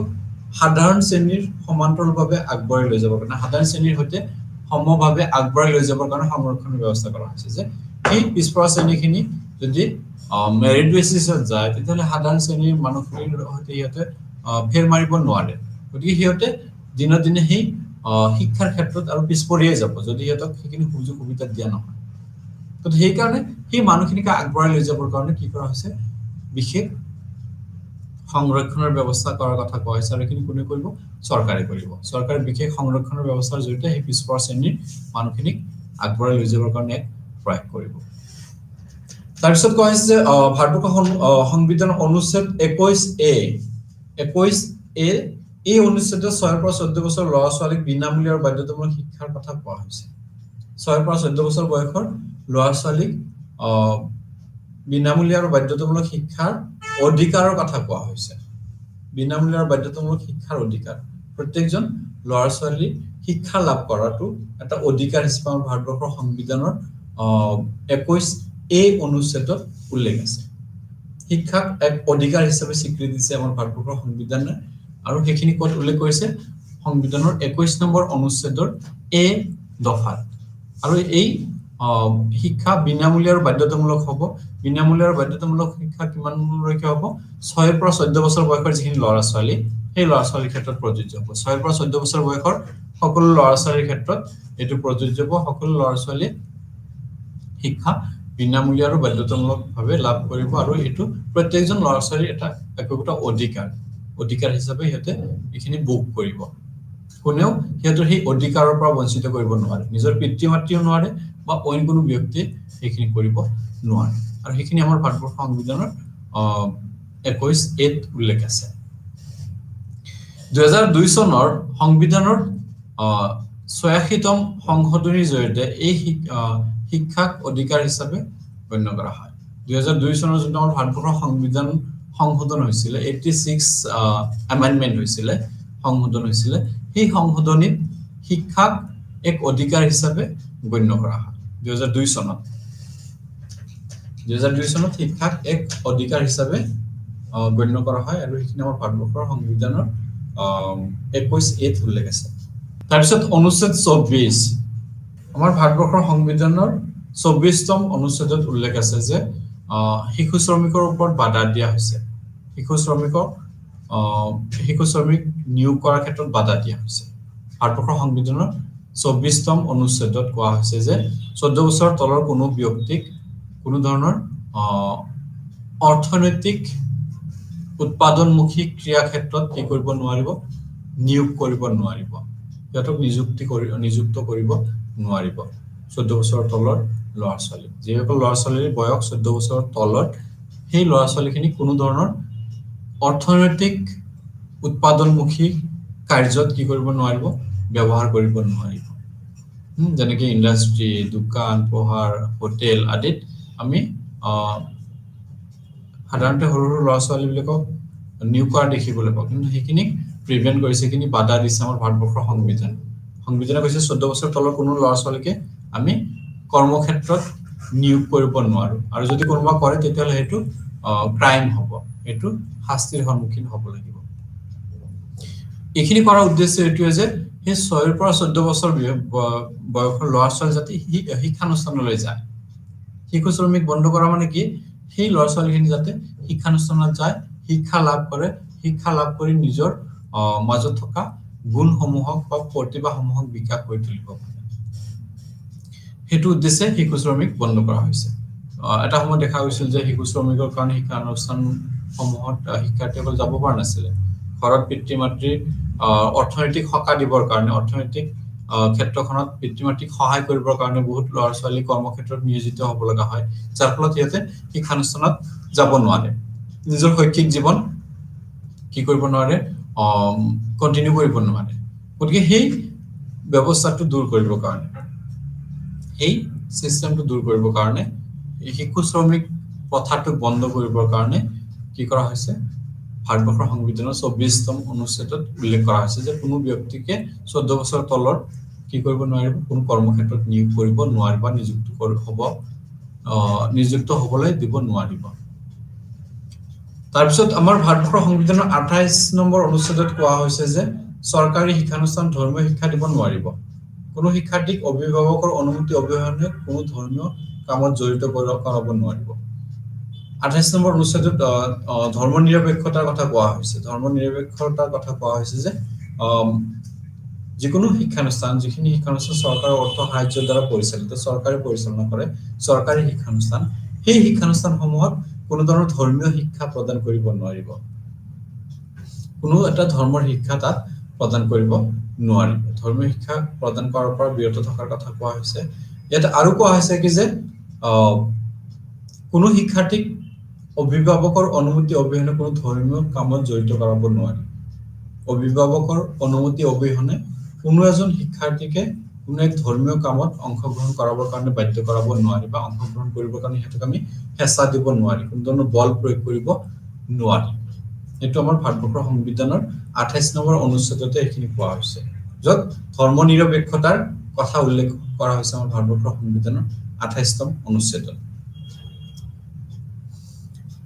তাৰপিছত আমাৰ ভাৰতবৰ্ষৰ সংবিধানৰ 46তম অনুচ্ছেদত কোৱা হৈছে সমাজৰ দুৰ্বল শ্ৰেণীৰ মানুহৰ শৈক্ষিক আৰু অৰ্থনৈতিক বিকাশৰ বাবে চৰকাৰে বিশেষ ব্যৱস্থা গ্ৰহণ কৰিব। সমাজৰ যিখিনি দুৰ্বল শ্ৰেণীৰ মানুহ, সেই দুৰ্বল শ্ৰেণীৰ মানুহখিনিক সমাজৰ সকলো ক্ষেত্ৰত বিকাশাই তুলিবৰ কাৰণে, সিহঁতক অৰ্থনৈতিক আৰু শৈক্ষিক ক্ষেত্ৰসমূহ বিকাশ কৰি তুলিবৰ কাৰণে চৰকাৰে বিশেষ ব্যৱস্থা গ্ৰহণ কৰিব। সমাজৰ দুৰ্বল শ্ৰেণী বুলি ক'লে আমি ইয়াতে অনুসূচিত জাতি, অনুসূচিত জনজাতি, অন্যান্য পিছপৰা শ্ৰেণী, মহিলাসকল, সেইসকলক আমি দুৰ্বল শ্ৰেণী বুলি কওঁ। গতিকে সেই দুৰ্বল শ্ৰেণীৰ মানুহখিনিক শৈক্ষিক আৰু অৰ্থনৈতিক ক্ষেত্ৰখনত বিকাশ কৰি তুলিবৰ কাৰণে চৰকাৰে বিশেষ ব্যৱস্থা গ্ৰহণ কৰিব, আৰু সেই ব্যৱস্থা ক্ষেত্ৰভেদে বেলেগ বেলেগ হ'ব। প্ৰত্যেকটো অঞ্চলত সেইটো ব্যৱস্থাটো বেলেগ বেলেগ হ'ব পাৰে। বেলেগ বেলেগ ব্যৱস্থাৰ জৰিয়তে অৰ্থনীতি আৰু শৈক্ষিক ক্ষেত্ৰখনত বিকাশাই তুলিব পাৰে। এইটো অনুসূচিত জাতি আৰু অনুসূচিত জনজাতিক সামাজিক ন্যায্যতা প্ৰদান কৰাৰ কথা কোৱা হৈছে। ইয়াতে সেই অন্য সমাজৰ দুৰ্বল শ্ৰেণীৰ কথা কোৱা হৈছে। এই দুৰ্বল শ্ৰেণীৰ মানুহখিনি ইয়াতে কোৱা হৈছে অনুসূচিত জাতি, অনুসূচিত জনজাতি, অন্যান্য পিছপৰা শ্ৰেণী বা তেনেকুৱা ধৰণৰ মানুহখিনিক সামাজিক ন্যায্যতা প্ৰদান কৰাৰ কথা আমাৰ ভাৰতবৰ্ষৰ সংবিধানৰ 44 নম্বৰ অনুচ্ছেদত উল্লেখ কৰা হৈছে। সামাজিক ন্যায্যতা প্ৰদান কৰিব। সামাজিক ন্যায্যতা প্ৰদানৰ জৰিয়তে সেই মানুহখিনিক অৰ্থনৈতিক, শৈক্ষিক আদি ক্ষেত্ৰত আগবঢ়াই লৈ যাবলৈ সক্ষম হ'ব বুলি আমাৰ ভাৰতবৰ্ষৰ সংবিধানৰ 44 নম্বৰ অনুচ্ছেদত উল্লেখ আছে। তাৰপিছত কৈছে সংখ্যালঘুসকলৰ সাংস্কৃতিক আৰু শৈক্ষিক অধিকাৰ। আমি প্ৰথমে পালো শিক্ষাৰ অধিকাৰৰ সম্পৰ্কে পালো, মৌলিক অধিকাৰ আৰু শিক্ষা বিষয়ে আমি এইখিনি আলোচনা কৰিলো। এতিয়া এইকেইটা অনুচ্ছেদত কোৱা হৈছে সংখ্যালঘুৰ সাংস্কৃতিক আৰু শৈক্ষিক অধিকাৰ। সংখ্যালঘুসকলৰ সাংস্কৃতিক আৰু শৈক্ষিক অধিকাৰৰ বিষয়ে ভাৰতবৰ্ষৰ সংবিধানত কিছুমান দিশ উল্লেখ কৰা হৈছে। সংখ্যালঘু বুলি ক'লে ইয়াত ধৰ্মীয় সংখ্যালঘু, ভাষিক সংখ্যালঘু দুয়োটাৰ কথা ইয়াতে কোৱা হৈছে। কেৱল ধৰ্মীয় সংখ্যালঘু নহয়, কেৱল ভাষিক সংখ্যালঘু নহয়, দুয়োটা দিশকে ইয়াতে সামৰি লোৱা হৈছে। গতিকে সংখ্যালঘুসকলৰ সাংস্কৃতিক আৰু শৈক্ষিক অধিকাৰৰ সেই দিশসমূহৰ আন্দাৰত প্ৰথমতে কোৱা হৈছে অনুচ্ছেদ নম্বৰ 29। 29 নম্বৰ অনুচ্ছেদত কোৱা হৈছে দেশৰ সংখ্যালঘুসকল যাৰ নিজা ভাষা, লিপি আৰু সংস্কৃতি আছে তাক সংৰক্ষণ আৰু অনুশীলন কৰিব পাৰিব। দেশৰ সংখ্যালঘুসকল যিকোনো ভাষিক বা ধৰ্মীয় সংখ্যালঘুসকল যিটো গোষ্ঠীৰ, যিটো সম্প্ৰদায়ৰ নিজা ভাষা আছে, নিজা লিপি আছে আৰু নিজা সংস্কৃতি আছে, সেই তিনিওটা দিশ সিহঁতে সংৰক্ষণ কৰিব আৰু অনুশীলন কৰিব পাৰিব। তাত কোনো বাধা প্ৰদান কৰিব নোৱাৰিব। যিকোনো সংখ্যালঘুসকলৰ নিজৰ ভাষাত সিহঁতে কথা পাতিব পাৰিব, নিজৰ ভাষাটো সিহঁতে সংৰক্ষণ কৰিব, নিজৰ ভাষাটো অনুশীলন কৰিব। লিপি, যিখিনি ভাষাৰ বহিৰ প্ৰকাশ লিখিত ৰূপত থাকে, স্ক্ৰিপ্ট যাক আমি কওঁ, সেই লিপিখিনিৰ কথা কোৱা হৈছে যে সিহঁতৰ ভাষাৰ যদি তেনেকুৱা গ্ৰন্থ আছে, তেনেকুৱা কিতাপ আছে, সেইখিনিক সিহঁতে সংৰক্ষণ কৰিব। সংস্কৃতি, প্ৰত্যেকটো সংখ্যালঘু গোষ্ঠীৰ একোটা বিশেষ সংস্কৃতি থাকে, গতিকে সেই সংস্কৃতিখিনি সিহঁতে সংৰক্ষণ কৰিব আৰু তাক অনুশীলন কৰিব পাৰিব। তাত কোনো ধৰণৰ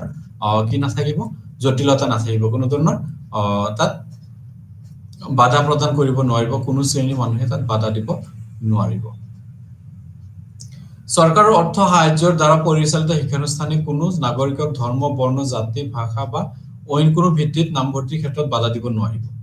যিখিনি শিক্ষানুষ্ঠান চৰকাৰৰ অৰ্থ সাহায্যৰ দ্বাৰা পৰিচালিত হৈছে, চৰকাৰৰ অৰ্থনৈতিক সহায়ৰ জৰিয়তে পৰিচালিত হৈ আছে, চৰকাৰীভাৱে পৰিচালিত হৈ আছে, সেই শিক্ষানুষ্ঠানসমূহত নামভৰ্তিৰ ক্ষেত্ৰত কি কৰিব নোৱাৰিব, জাতি, ধৰ্ম, বৰ্ণ, ভাষা বা অইন কোনো ভিত্তিত সিহঁতক সেই শিক্ষানুষ্ঠানখনত নামভৰ্তিৰ পৰা বিৰত ৰাখিব নোৱাৰিব। যিকোনো ধৰ্মৰ মানুহ, যিকোনো বৰ্ণৰ মানুহ, যিকোনো ভাষাৰ মানুহ, যিকোনো সম্প্ৰদায়ৰ মানুহক যিকোনো চৰকাৰী শিক্ষানুষ্ঠানত নামভৰ্তি কৰিবৰ কাৰণে ইয়াতে নিৰ্দেশনা দিয়া হৈছে। তাত কি কৰিব নোৱাৰিব, কোনো ধৰণৰ বাধা বা হস্তক্ষেপ দিব নোৱাৰিব। কোনো এজন ব্যক্তি সেইখিনি নামভৰ্তিৰ ক্ষেত্ৰত বাধা দিব নোৱাৰিব যে ই বেলেগ ধৰ্মৰ মানুহ, গতিকে আমাৰ এইটো শিক্ষানুষ্ঠানত এডমিশ্যন দিব নোৱাৰো, ই বেলেগ সম্প্ৰদায়ৰ মানুহ, গতিকে ইয়াক এডমিশ্যন দিব নোৱাৰো, ই বেলেগ ভাষা কয়, গতিকে ইয়াক আমি ইয়াত এডমিশ্যন দিব নোৱাৰো, সেইটো কেতিয়াও ক'ব নোৱাৰে। সেইটো আমাৰ ভাৰতবৰ্ষৰ সংবিধানৰ 29 নম্বৰ অনুচ্ছেদত উল্লেখ কৰা হৈছে। তাৰপিছত অনুচ্ছেদ 30, ভাৰতবৰ্ষৰ সংবিধানৰ অনুচ্ছেদ 30 ধৰ্মীয় আৰু ভাষিক সংখ্যালঘুসকলৰ নিজৰ পছন্দ অনুসৰি শিক্ষানুষ্ঠান স্থাপন আৰু পৰিচালনা কৰিব পাৰিব বুলি উল্লেখ কৰা হৈছে। অনুচ্ছেদ 30ত কোৱা হৈছে ধৰ্মীয় বা ভাষিক সংখ্যালঘুসকলৰ নিজৰ পছন্দ অনুসৰি শিক্ষানুষ্ঠান স্থাপন কৰিব আৰু তাক পৰিচালনা কৰিব। যদি কোনো এটা বিশেষ অঞ্চলত ধৰ্মীয় বা ভাষিক সংখ্যালঘুসকল বিচাৰে যে সিহঁতৰ এখন বিশেষ স্কুলৰ প্ৰয়োজন হৈছে, সিহঁতৰ ভাষা সংস্কৃতিক অনুশীলন কৰিবৰ কাৰণে এখন বিদ্যালয়ৰ স্থাপনৰ প্ৰয়োজন হৈছে, গতিকে সেইখিনি যদি সিহঁতে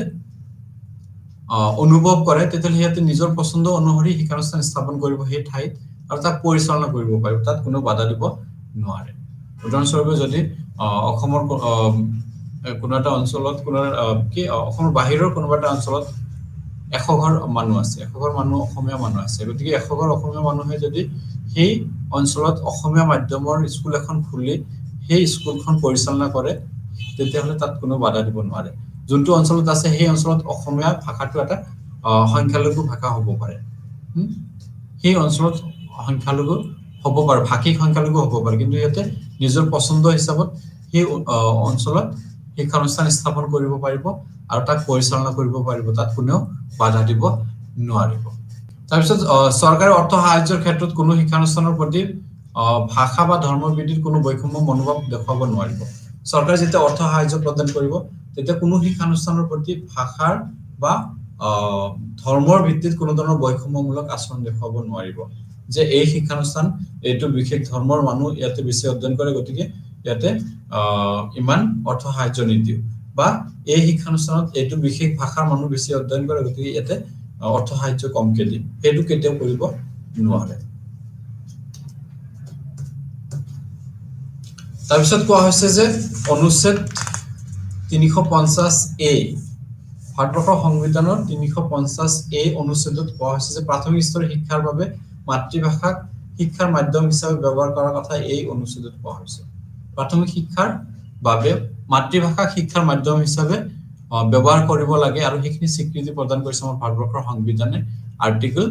350A ৰ জৰিয়তে। 350A ৰ জৰিয়তে কোৱা হৈছে প্ৰাথমিক স্তৰৰ শিক্ষাৰ বাবে মাতৃভাষা শিক্ষাৰ মাধ্যম হ'ব, আৰু সেই মাতৃভাষাৰ মাধ্যমেৰে শিক্ষাৰ্থীসকলক শিক্ষা প্ৰদান কৰিব লাগিব।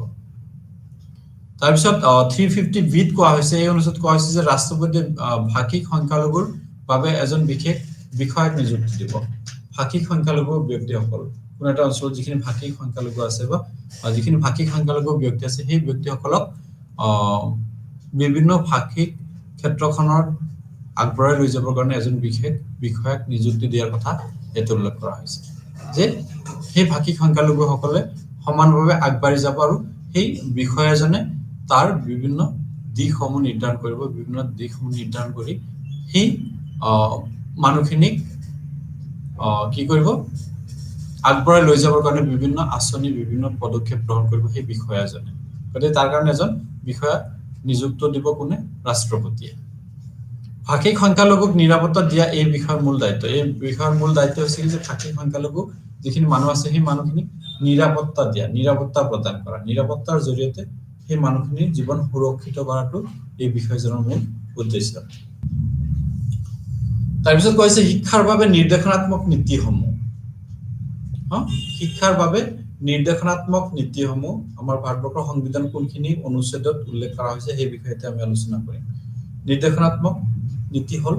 দেশ এখন পৰিচালনা কৰিবৰ কাৰণে যিখিনি নিৰ্দেশনা দিয়া থাকে, কিছুমান নীতি নিৰ্ধাৰণ কৰি দিয়া থাকে আৰু সেই নীতিসমূহৰ আধাৰতে দেশখন পৰিচালনা কৰিবৰ কাৰণে পৰামৰ্শ দিয়া হয়। গতিকে শিক্ষাৰ বাবে নিৰ্দেশনাত্মক নীতিসমূহ কি কি সেইখিনি আমি ইয়াতে আলোচনা কৰিম আৰু কিছুমান অনুচ্ছেদৰ জৰিয়তে। এটা কোৱা হৈছে অনুচ্ছেদ 41 নম্বৰ অনুচ্ছেদত কোৱা হৈছে যে এই অনুচ্ছেদত ৰাজ্যক নিৰ্দেশনা দি কোৱা হৈছে যে ৰাজ্যৰ সমৰ্থন অনুসৰি কৰ্মৰ অধিকাৰ আৰু শিক্ষাৰ অধিকাৰ প্ৰদানৰ বাবে ফলপ্ৰসূ ব্যৱস্থা গ্ৰহণ কৰিব। 41 অনুচ্ছেদত কোৱা হৈছে 41 নম্বৰ অনুচ্ছেদত কোৱা হৈছে যে ৰাজ্যক কি কৰিছে ইয়াতে নিৰ্দেশনা দিছে যে ৰাজ্যৰ যিখিনি সমৰ্থ আছে, ৰাজ্যৰ যিখিনি কেপাচিটি আছে, সেই কেপাচিটি অনুসৰি ইয়াতে কি কৰিব লাগিব, কৰ্মৰ অধিকাৰ বা কৰ্ম প্ৰদানৰ ক্ষেত্ৰসমূহ সৃষ্টি কৰিব লাগিব আৰু কোৱা হৈছে শিক্ষাৰ অধিকাৰৰ প্ৰদানৰ বাবে ফলপ্ৰসূ ব্যৱস্থা গ্ৰহণ কৰিব। ফলপ্ৰসূ ব্যৱস্থা শিক্ষাৰ অধিকাৰ প্ৰদানৰ বাবে ফলপ্ৰসূ ব্যৱস্থা গ্ৰহণৰ কথা আমাৰ ভাৰতবৰ্ষৰ সংবিধানৰ 41 নম্বৰ অনুচ্ছেদত কোৱা হৈছে। কৰ্মৰ অধিকাৰ আৰু শিক্ষাৰ অধিকাৰ প্ৰদানৰ কাৰণে যথাসম্ভৱ যিখিনি সমৰ্থ আছে সেই হিচাপত ব্যৱস্থা গ্ৰহণ কৰিব বুলি এইটো অনুচ্ছেদত উল্লেখ কৰা হৈছে। তাৰপিছত কোৱা হৈছে কি যে ভাৰতবৰ্ষৰ সংবিধানৰ 45 নম্বৰ অনুচ্ছেদত কোৱা হৈছে যে 6 পৰা 14 বছৰ বয়সৰ ল'ৰা ছোৱালীক বিনামূলীয়া আৰু বাধ্যতামূলক শিক্ষা দিয়াৰ কথা কোৱা হৈছে। 6 পৰা 14 বছৰ বয়সৰ যিমানখিনি ল'ৰা ছোৱালী আছে সেই ল'ৰা ছোৱালীখিনি শিক্ষা বিনামূলীয়াভাৱে প্ৰদান কৰিব আৰু এইটো বাধ্যতামূলক। সেই কথাখিনি আমাৰ ভাৰতবৰ্ষৰ সংবিধানত 45 নম্বৰ অনুচ্ছেদত উল্লেখ কৰা হৈছে। 45 নম্বৰ অনুচ্ছেদত কোৱা হৈছে কি যে ভাৰতবৰ্ষৰ সংবিধান গৃহীত হোৱাৰে পৰা 10 বছৰৰ ভিতৰত 6 পৰা 14 বছৰ বয়সৰ যিমানখিনি ল'ৰা ছোৱালী আছে সেই ল'ৰা ছোৱালীখিনি 100% প্ৰাথমিক শিক্ষাৰে শিক্ষিত হৈ উঠিব। অৰ্থাৎ 6 পৰা 10 বছৰ বয়সৰ ল'ৰা ছোৱালীখিনি 10 বছৰৰ ভিতৰত সংবিধান গৃহীত হোৱা 10 বছৰৰ ভিতৰত 100% শিক্ষিত হৈ উঠিব লাগিব বুলি ভাৰতবৰ্ষৰ সংবিধানৰ 45 নম্বৰ অনুচ্ছেদত কোৱা হৈছে। গতিকে ভাৰতবৰ্ষৰ সংবিধানৰ 45 নম্বৰ অনুচ্ছেদত প্ৰধানতঃ কি কৈছে, শিক্ষাক বিনামূলীয়া আৰু বাধ্যতামূলক কৰাৰ কাৰণে নিৰ্দেশনা দিয়া হৈছে যে শিক্ষাক বিনামূলীয়াভাৱে প্ৰদান কৰিব লাগিব আৰু এইটো বাধ্যতামূলক, সকলো ল'ৰা ছোৱালীয়ে এই শিক্ষা গ্ৰহণ কৰিব লাগিব। বাধ্যতামূলক হিচাপে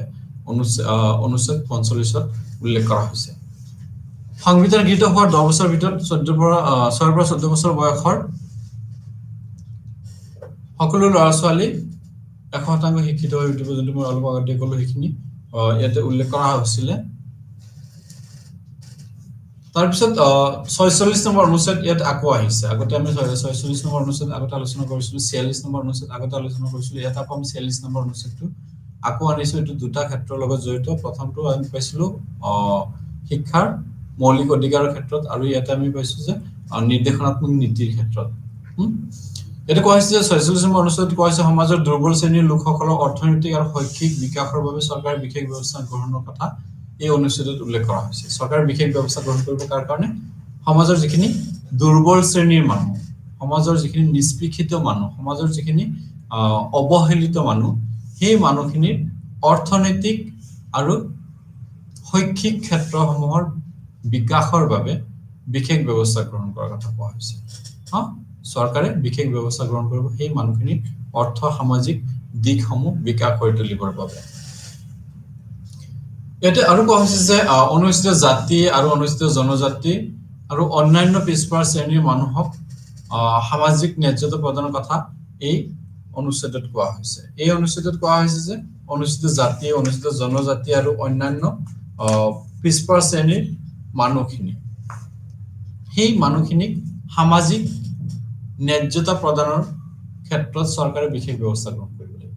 সামাজিক ন্যায্যতা, সমাজত সকলোকে সমান অধিকাৰ, সকলোকে সমান গুৰুত্ব দিয়াৰ কথা আমাৰ ভাৰতবৰ্ষৰ সংবিধানৰ 46 নম্বৰ অনুচ্ছেদত কোৱা হৈছে। শিক্ষাৰ ক্ষেত্ৰত বা অৰ্থনৈতিক ক্ষেত্ৰত সকলোকে সমানভাৱে গুৰুত্ব প্ৰদানৰ কথা ইয়াতে কোৱা হৈছে। ইয়াতে আৰু কোৱা হৈছে যে সমাজৰ অন্য যিখিনি পিছপৰা শ্ৰেণী, যেনেকে মহিলাসকলক এটা সময়ত উইকাৰ ছেকশ্যনত ধৰা হৈছিলে, অন্যান্য পিছপৰা শ্ৰেণীৰ লোকসকল সেই গোটেইখিনিৰ শৈক্ষিক বিকাশৰ কাৰণে অৰ্থনৈতিক বিকাশৰ কাৰণে চৰকাৰে বিশেষ ব্যৱস্থা গ্ৰহণ কৰিব আৰু বিশেষ ব্যৱস্থা গ্ৰহণৰ জৰিয়তে সেই ব্যক্তিসকলৰ আৰ্থ-সামাজিক দিশ সুৰক্ষিত কৰিব, আৰ্থ-সামাজিক ক্ষেত্ৰখনত সিহঁতক সুচল কৰি তুলিব আৰু সেই শ্ৰেণীৰ মানুহসকলক সামাজিক ন্যায্যতা প্ৰদান কৰিব। গতিকে আৰ্টিকেল অনুচ্ছেদ 46ৰ ধাৰণাটো আমাৰ মনত অতি দৃঢ়তাৰে এইটো প্ৰতিপন্ন কৰে যে সমাজৰ দুৰ্বল শ্ৰেণীৰ মানুহসকলৰো সমান অধিকাৰ আছে শিক্ষা লাভ কৰাৰ। সমাজৰ দুৰ্বল শ্ৰেণীৰ মানুহখিনিৰ সমান অধিকাৰ আছে অৰ্থনৈতিক ক্ষেত্ৰখনত সুচল হৈ উঠাৰ, সচ্ছল হৈ উঠাৰ অধিকাৰ আছে। গতিকে সেই দুই শ্ৰেণীৰ উপৰিও অন্য পিছপৰা শ্ৰেণীৰ মানুহসকলক, দুৰ্বল শ্ৰেণীৰ মানুহসকলক অৰ্থনৈতিক আৰু শৈক্ষিক বিকাশৰ ওপৰত আমাৰ ভাৰতবৰ্ষৰ সংবিধানৰ 46 নম্বৰ অনুচ্ছেদত স্পষ্টকৈ উল্লেখ কৰা হৈছে। তাৰপিছত কৈছে সাংবিধানিক ব্যৱস্থাসমূহ ৰাজহুৱা নীতিত প্ৰয়োগ। ৰাজহুৱা নীতিত সাংবিধানিক ব্যৱস্থাসমূহ প্ৰয়োগ। আমাৰ যিখিনি সাংবিধানিক ব্যৱস্থা আছে, সাংবিধানিক যিখিনি আমি অনুচ্ছেদৰ কথা পালো, বিভিন্ন অনুচ্ছেদত শিক্ষা সম্পৰ্কীয় বিভিন্ন ব্যৱস্থা উল্লেখ কৰা হৈছে। গতিকে সেই সাংবিধানিক ব্যৱস্থাসমূহ ৰাজহুৱা নীতি যেতিয়া নিৰ্ধাৰণ কৰা হয়, দেশ এখনৰ জনসাধাৰণৰ কাৰণে যেতিয়া নীতি নিৰ্ধাৰণ কৰা হয়, সেই নীতিত কেনেদৰে প্ৰয়োগ কৰা হয়, কি দৰত প্ৰয়োগ কৰিব পাৰি, সেই বিষয়ে ইয়াতে আলোচনা কৰা হৈছে। ইয়াতে কোৱা হৈছে কি যে দেশৰ সৰ্বসাধাৰণৰ হিতৰ কাৰণে, সৰ্বসাধাৰণৰ মংগলৰ কাৰণে সংবিধানে ব্যৱস্থাসমূহ নিৰ্ধাৰণ কৰি দিছে। গতিকে সেই ব্যৱস্থাসমূহ মনত ৰাখিয়ে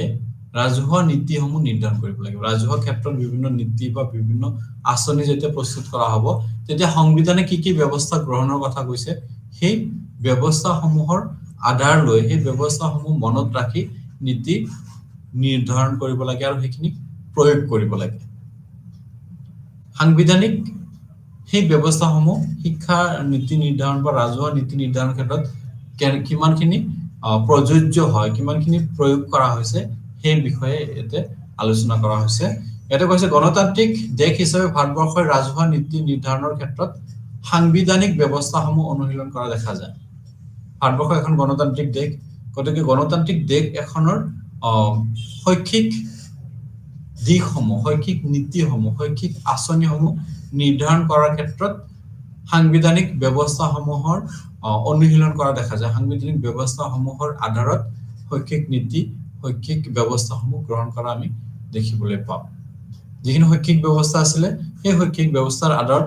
একোটা শিক্ষা নীতি বা একোটা শৈক্ষিক আঁচনি নিৰ্ধাৰণ কৰা হয়। যেতিয়া যিকোনো শৈক্ষিক আঁচনি প্ৰস্তুত কৰা হয়, সেই শৈক্ষিক আঁচনি প্ৰস্তুতিৰ সময়ত সংবিধানে কেনেদৰে কৈছে, সংবিধানে কেনেদৰে হোৱাটো বিচাৰিছে, সেই কথাখিনিৰ ওপৰত গুৰুত্ব দিয়া হয়। যোনে নীতি প্ৰস্তুত কৰে, যোনে আঁচনি প্ৰস্তুত কৰে, সেই ব্যক্তিসকলে সদায় সাংবিধানিক ব্যৱস্থাসমূহৰ কথা মনত ৰাখিয়ে সেই নীতিসমূহ নিৰ্ধাৰণ কৰে বা সেইখিনি নিৰ্ধাৰণ কৰি তাক অনুশীলন কৰা আমি দেখিবলৈ পাওঁ। তাৰপিছত ৰাজ্য আৰু কেন্দ্ৰীয় উভয় চৰকাৰে সাংবিধানিক ব্যৱস্থাসমূহৰ আধাৰত নীতি নিৰ্ধাৰণ কৰে। ৰাজ্য আৰু কেন্দ্ৰ উভয় চৰকাৰে সাংবিধানিক ব্যৱস্থাসমূহৰ আধাৰত নীতি নিৰ্ধাৰণ কৰে। ৰাজ্য চৰকাৰে হওক বা কেন্দ্ৰীয় চৰকাৰে হওক, উভয় চৰকাৰে যেতিয়া শৈক্ষিক নীতি নিৰ্ধাৰণ কৰিব, ৰাজহুৱা বিভিন্ন নীতি নিৰ্ধাৰণ কৰিব, নিৰ্ধাৰণৰ ক্ষেত্ৰত সেই শৈক্ষিক ব্যৱস্থাসমূহ যিখিনি সংবিধানত উল্লেখ আছে, সেই ব্যৱস্থাসমূহৰ আধাৰতে এইখিনি নিৰ্ধাৰণ কৰা আমি দেখিবলৈ পাওঁ। সংবিধানে যিদৰে বিচাৰিছে, যিদৰে উল্লেখ কৰিছে, সেই হিচাপতে শৈক্ষিক নীতিসমূহ বা শৈক্ষিক ব্যৱস্থাসমূহ বিভিন্ন চৰকাৰে গ্ৰহণ কৰা আমি দেখিবলৈ পাওঁ। ৰাজ্য চৰকাৰে বা কেন্দ্ৰীয় চৰকাৰে যেতিয়া শৈক্ষিক বা অন্য ৰাজহুৱা নীতি নিৰ্ধাৰণ কৰে, নিৰ্ধাৰণৰ সময়ত সেই সাংবিধানিক ব্যৱস্থাসমূহৰ আমূল লৈ, সাংবিধানিক ব্যৱস্থাসমূহৰ আধাৰতে সাংবিধানিক ব্যৱস্থাসমূহ কি হোৱাটো বিচাৰিছে, সেই হিচাপতে সেই চৰকাৰসমূহে কি কৰে, নীতি নিৰ্ধাৰণ কৰে বা আঁচনি নিৰ্ধাৰণ কৰে। তাৰপিছত কোৱা হৈছে ইয়াৰ উপৰি বেচৰকাৰী সংস্থা আন্তৰ্জাতিক সংগঠন যেনে ইউনিসেফ ইউনেস্কো বিশ্ব বেংক আদি শিক্ষাৰ ক্ষেত্ৰত বিভিন্ন পদক্ষেপ লোৱা দেখা যায় শিক্ষাৰ ক্ষেত্ৰখনক বিকাশ কৰি তুলিবৰ কাৰণে বেচৰকাৰী সংস্থাসমূহেও কি কৰিছে গুৰুত্বপূৰ্ণ ভূমিকা পালন কৰিছে বেচৰকাৰী সংস্থাসমূহ ইয়াৰ উপৰি আন্তৰ্জাতিক সংগঠন যেনে ইউনিসেফ ইউনেস্কো বিশ্ব বেংক আদিয়ে কি কৰিছে আমাৰ শিক্ষাৰ বিকাশৰ ক্ষেত্ৰত বিভিন্ন পদক্ষেপ বিভিন্ন ব্যৱস্থা গ্ৰহণ কৰা আমি দেখিবলৈ পাওঁ ভাৰতবৰ্ষৰ সংবিধানৰ কিছুমান ব্যৱস্থা গ্ৰহণ কৰিছে ইয়াৰ উপৰি সেই বেচৰকাৰী সংস্থাসমূহ আন্তৰ্জাতিক সংগঠনসমূহ বা বিশ্ব বেংকেও কি কৰিছে শিক্ষাৰ বিকাশৰ কাৰণে শিক্ষাৰ উন্নতিৰ কাৰণে শৈক্ষিক ক্ষেত্ৰসমূহৰ বিকাশ কৰিবৰ কাৰণে কিছুমান ব্যৱস্থা গ্ৰহণ কৰা হৈছে আৰু সেই ব্যৱস্থাসমূহৰ আধাৰতে শৈক্ষিক নীতিসমূহ পৰিচালনা কৰিব লাগে বা গঠন কৰিব লাগে বা সেইখিনি নিৰ্ধাৰণ কৰিব লাগে তাৰপিছত কৈছে সাংবিধানিক ব্যৱস্থাসমূহ ৰাজহুৱা নীতিত প্ৰয়োগৰ স্তৰসমূহ যেতিয়া আমি সাংবিধানিক ব্যৱস্থাসমূহ ৰাজহুৱা নীতিত প্ৰয়োগ কৰো সেই প্ৰয়োগৰ তিনিটা স্তৰ সাধাৰণতে মানি চলা হয় তিনিটা স্তৰৰ আধাৰত সেই নীতিসমূহ ৰাজহুৱা নীতিত সেই ব্যৱস্থাসমূহ ৰাজহুৱা নীতিত প্ৰয়োগ কৰা হয় তিনিটা নীতি অনুসৰণ কৰা হয় প্ৰথমটো কোৱা হৈছে স্তৰ 1 সাংবিধানিক ব্যৱস্থা সম্পৰ্কিত শৈক্ষিক ক্ষেত্ৰসমূহ চিনাক্তকৰণ কৰা শৈক্ষিক ক্ষেত্ৰসমূহ যিখিনি ক্ষেত্ৰ সংবিধানে উল্লেখ কৰা দিশৰ মাজত সন্নিবিষ্ট হৈ আছে সংবিধানে উল্লেখ কৰা দিশসমূহৰ মাজত অন্তৰ্ভুক্ত হৈ আছে সেই শৈক্ষিক ক্ষেত্ৰসমূহ বা শৈক্ষিক দিশসমূহ নিৰ্ধাৰণ কৰা প্ৰথম স্তৰত কি কৰিব সাংবিধানিক ব্যৱস্থাসমূহ সম্পৰ্কিত শৈক্ষিক ক্ষেত্ৰসমূহ চিনাক্তকৰণ কৰিব শৈক্ষিক ক্ষেত্ৰসমূহ চিনাক্তকৰণ কৰি সাংবিধানিক স্তৰসমূহ বা সাংবিধানিক ব্যৱস্থাসমূহ আধাৰ লৈ কোনখিনি বিষয় সেই সাংবিধানিক ব্যৱস্থাত সন্নিবিষ্ট হৈ আছে সেইখিনি চিনাক্তকৰণ কৰিব যেনেকৈ বিনামূলীয়া বাধ্যতামূলক শিক্ষা মহিলাসকলৰ সংৰক্ষণৰ ব্যৱস্থা বা সমতাৰ শিক্ষাত সমতা স্থাপন কৰা সেই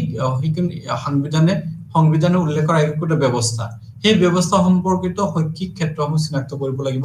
প্ৰথম স্তৰত দ্বিতীয় স্তৰত কোৱা হৈছে যে শিক্ষা আয়োগ বা কমিটি গঠন কৰা দিশসমূহ আলোচনা কৰা শিক্ষা আয়োগ গঠন কৰিব লাগিব বা শিক্ষা আয়োগ বা কমিটি গঠন কৰিব লাগিব আৰু সেইখিনি কৰি উঠি সেই দিশসমূহ যিখিনি সাংবিধানিক ব্যৱস্থাৰ লগত সম্পৰ্কিত ক্ষেত্ৰ বা দিশ সেই দিশসমূহ আলোচনা কৰিব প্ৰথমে ক্ষেত্ৰসমূহ চিনাক্তকৰণ কৰিব সাংবিধানিক ব্যৱস্থাৰ লগত জড়িত ক্ষেত্ৰসমূহ দ্বিতীয়তে কোৱা হৈছে যে শিক্ষা আয়োগ গঠন কৰিব বা কমিটি গঠন কৰিব শিক্ষা আয়োগ বা শিক্ষা কমিটি গঠন কৰি সেই দিশসমূহ আলোচনা কৰিব যিখিনি ক্ষেত্ৰৰ কি কৰিব লগা হৈছে সাংবিধানিক ব্যৱস্থাৰ আধাৰত নিৰ্ধাৰণ কৰিবলৈ বিচৰা হৈছে এইখিনি সেই কমিটি বা সেই শৈক্ষিক আয়োগটোৱে আলোচনা কৰিব আলোচনা কৰাৰ অন্তত আয়োগ বা কমিটিৰ পৰামৰ্শ অনুসৰি শৈক্ষিক আঁচনি বা প্ৰকল্প প্ৰস্তুত কৰি তাক প্ৰয়োগ কৰা এতে কোৱা হৈছে যে আয়োগ বা কমিটিৰ পৰামৰ্শ অনুসৰি শৈক্ষিক আঁচনি বা শৈক্ষিক প্ৰকল্প বা শৈক্ষিক নীতি প্ৰস্তুত কৰি তাক প্ৰয়োগ কৰিব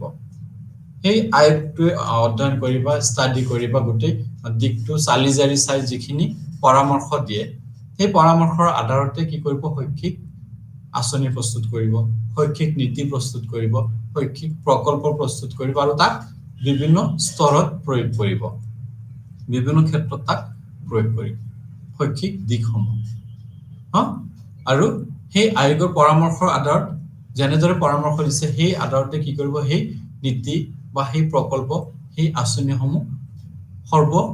স্তৰত কি কৰিব তাক প্ৰয়োগ কৰিব সকলো স্তৰত তাক প্ৰয়োগ কৰাৰ কাৰণে প্ৰয়োজনীয় ব্যৱস্থা গ্ৰহণ কৰিব কেনেদৰে সেইখিনি প্ৰয়োগ কৰিব পাৰি কেনেদৰে সকলো মানুহৰ ওচৰত সেই পৰামৰ্শসমূহ সেই নিৰ্দেশনাসমূহ লৈ যাব পাৰি তাক ব্যৱস্থা গ্ৰহণ কৰিব চৰকাৰে ব্যৱস্থা গ্ৰহণৰ জৰিয়তে শৈক্ষিক ক্ষেত্ৰখনক অধিক উন্নয়নমুখী কৰি তুলিব পৰা যাব ইয়াৰ উদাহৰণস্বৰূপে আমি ক'ব মধ্যাহ্ন ভোজন আঁচনি শৈক্ষিক বৃদ্ধি মহিলা শিক্ষাৰ বিকাশ দুৰ্বল শ্ৰেণীৰ শিক্ষাৰ্থীৰ বাবে বিশেষ শৈক্ষিক ব্যৱস্থা আদি কিছুমান উদাহৰণ হিচাপে আমি ইয়াত উল্লেখ কৰিব পাৰো সেই গোটেইখিনিৰ কাৰণে একোটা কমিটি গঠন কৰি দিয়া হৈছিল কমিটিসমূহৰ পৰামৰ্শৰ আধাৰতে সেই গোটেইখিনি সন্নিবিষ্ট কৰি লোৱা হৈছে প্ৰিয় শিক্ষাৰ্থীসকল আজিৰ সময় শেষ হৈ আহিল ইমানতে সামৰিছো নমস্কাৰ